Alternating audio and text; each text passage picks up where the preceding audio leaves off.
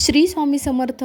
तर बघा, तुमची कोणतीही इच्छा असू द्या, म्हणजे अगदी कोणतीही इच्छा असू द्या किंवा कोणताही प्रॉब्लेम असू द्या, म्हणजे तुम्हाला नोकरी लागत नाही आहे, लग्न जमत नाही आहे किंवा मूलबाळ होत नाही किंवा कोर्ट कचेरीचे काही कामं अडलेले आहेत किंवा कोणाकडे पैसे अडकलेले आहेत, कोणताही प्रॉब्लेम असू द्या, ही जी काही गणपती बाप्पाची संकटमोचनाची जी काही सेवा आहे, इच्छापूर्तीची जी काही सेवा आहे, तर ती तुम्ही जर केली तर अगदी तुम्हाला 101% याचा म्हणजे चांगला रिझल्ट जाणवेल.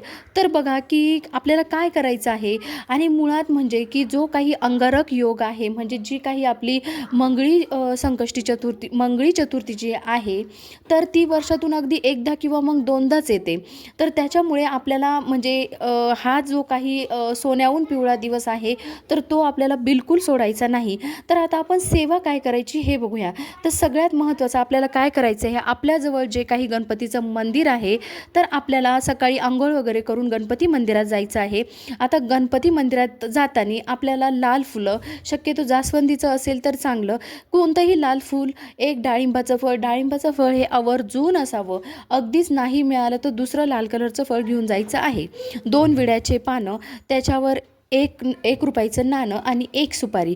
तर आपल्याला एवढं सामान घेऊन जायचं आहे. आणि आता मंदिरात गेल्यानंतर पहिल्या दिवशीची सेवा ही आपल्याला मंदिरातच करायची आहे.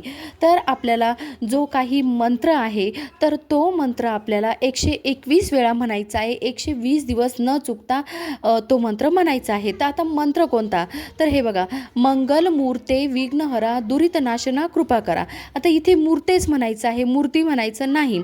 आता बघा की ही जी सेवा आहे ही आपल्याला करायची आहे 120 दिवस. आता याचे नियम काय, तर मांसाहार आपल्याला वर्ज करायचा आहे. मासिक धर्माचे जे काही 5-6 दिवस आहेत तर ते सोडून द्यायचे आहे.